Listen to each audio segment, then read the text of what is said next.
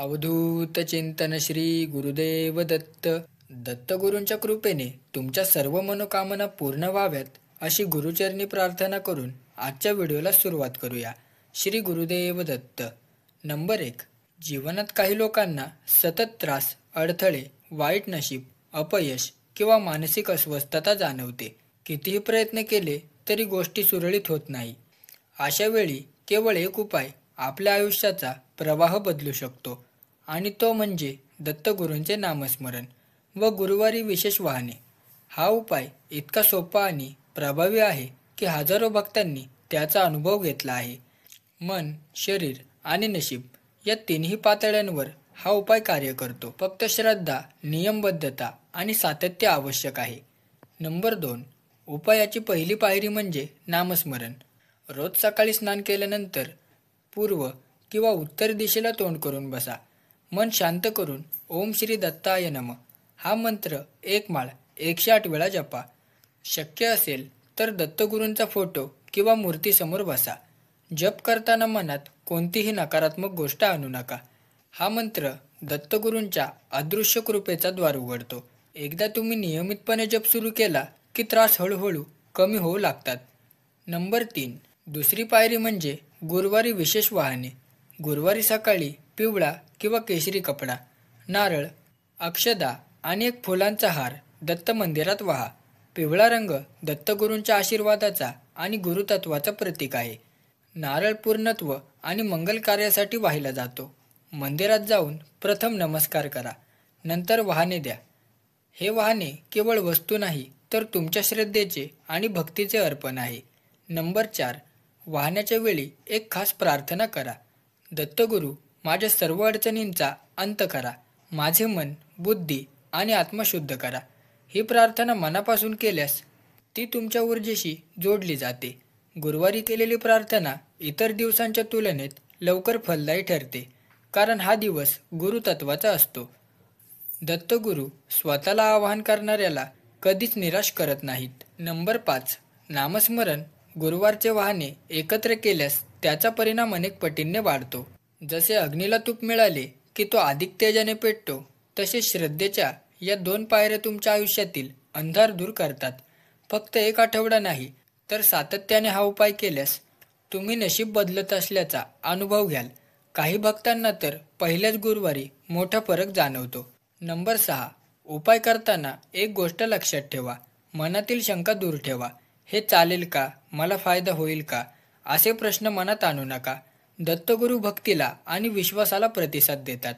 जोपर्यंत तुम्ही पूर्ण समर्पणाने हा उपाय करत नाही तोपर्यंत त्याचा परिणाम अर्धवट राहू शकतो. त्यामुळे श्रद्धेने सुरू करा आणि कधीही मध्येच सोडू नका. नंबर 7. अनेक भक्त सांगतात की या उपायाने त्यांचे वैवाहिक कलह संपले, व्यवसाय वाढला, नोकरीतले अडथळे दूर झाले आणि सर्वात महत्त्वाचं म्हणजे मनशांती मिळाली. काहींना तर दीर्घकाळ चालणारा आजारही दूर झाला. हे चमत्कार वाटू शकतात, पण हे दत्तगुरूंच्या कृपेचे नैसर्गिक परिणाम आहेत. त्यांची कृपा मिळाल्यावर अशक्यही शक्य होते. नंबर 8. जर तुम्ही हा उपाय घरीच करत असाल तर गुरुवारी सकाळी घरात छोटा पूजापीठ सजवा. दत्तगुरूंचा फोटो किंवा मूर्ती ठेवून त्यासमोर एक दीप प्रज्वलित करा. पिवळे फूल अर्पण करा आणि 1 माळ नामस्मरण जपा. त्यानंतर पिवळा कपडा, नारळ आणि थोडी साखर किंवा केळी गुरुवारी दुपारी दान करा. यानेही तितकाच परिणाम होतो. नंबर 9. या उपायाचा गाभा हा आहे की तुम्ही दत्तगुरूंसोबत एक नित्य संपर्क तयार करता. नामस्मरण हे त्यांच्याशी जोडले जाणारे धागे आहेत, तर गुरुवारचे वाहने हे त्या संबंधाची पुष्टी आहे. जेव्हा भक्ताचा हा संबंध दृढ होतो तेव्हा कोणताही नकारात्मक प्रभाव टिकत नाही. दत्तगुरूंचे अदृश्य संरक्षण तुमच्या भोवती कवचासारखे पसरते. नंबर 10.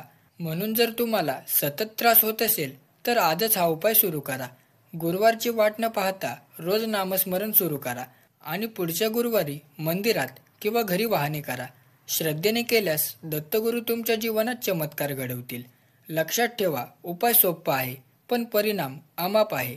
ओम श्री दत्ताय नमः हा मंत्र तुमच्या त्रासांचा अंत आणि सुखसमृद्धीची सुरुवात आहे. नंबर 11.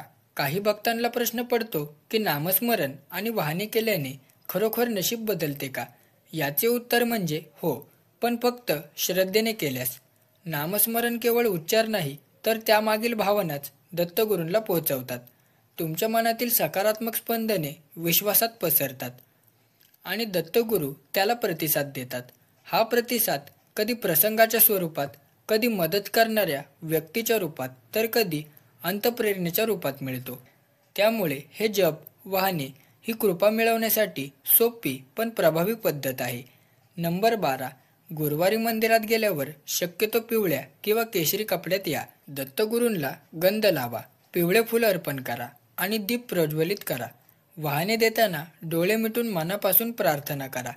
इतर भक्तांमध्ये गप्पा मारणे टाळा, कारण त्या क्षणी तुमची ऊर्जा दत्तगुरूंकडे एकवटली पाहिजे. मंदिरातून बाहेर पडताना उजवा पाय आधी टाका आणि मनात ओम श्री दत्ताय नमः हा मंत्र म्हणा.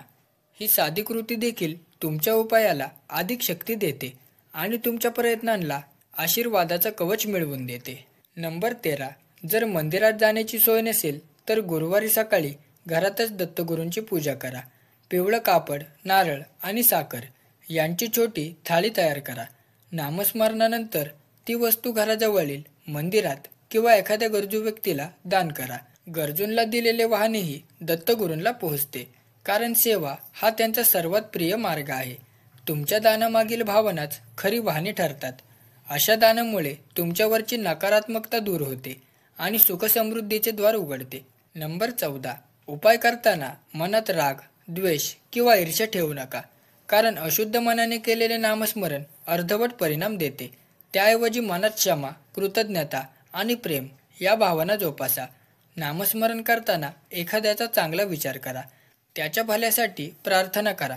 दत्तगुरू हे केवळ तुमच्या वैयक्तिक समस्या सोडवत नाही, तर तुम्हाला इतरांसाठीही सकारात्मकतेचा स्तोत्र बनवतात. ही वृत्ती तुमच्या आध्यात्मिक उन्नतीसाठी महत्त्वाची आहे. नंबर 15. या उपायाचे एक गुपित असे आहे, तुम्ही हे जास्त करून गुरुवार आणि पौर्णिमेला केल्यास त्याचा परिणाम अधिक होतो. पौर्णिमेचा दिवस चंद्रतत्वाने भरलेला असल्याने मन स्थिर आणि प्रसन्न होते, ज्यामुळे नामस्मरणाची ऊर्जा अधिक वाढते. जर पौर्णिमा गुरुवारी आली तर तो दिवस दुप्पट शक्तिशाली असतो.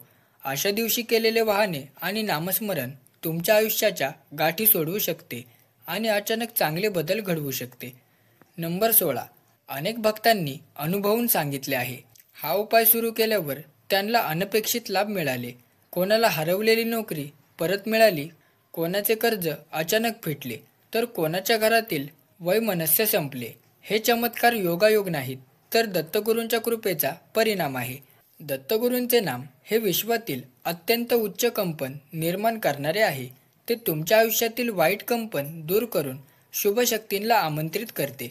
नंबर 17. शेवटी लक्षात ठेवा, हा उपाय केवळ समस्या दूर करण्यासाठीच नाही, तर दत्तगुरूंसोबत नित्य नातं निर्माण करण्यासाठी आहे.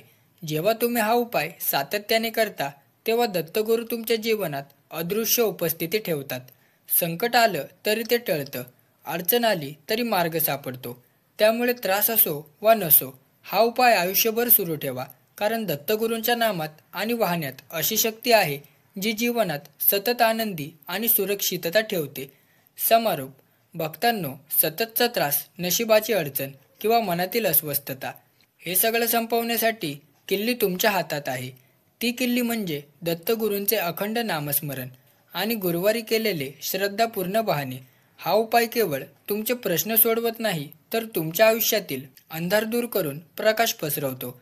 लक्षात ठेवा, दत्तगुरूंचे नाम जिथे आहे तिथे संकट टिकू शकत नाही. आजपासून हा उपाय सुरू करा आणि अनुभव घ्या त्या अदृश्य कृपेचा, जी तुमच्या प्रत्येक पावलावर तुम्हाला संरक्षण देईल.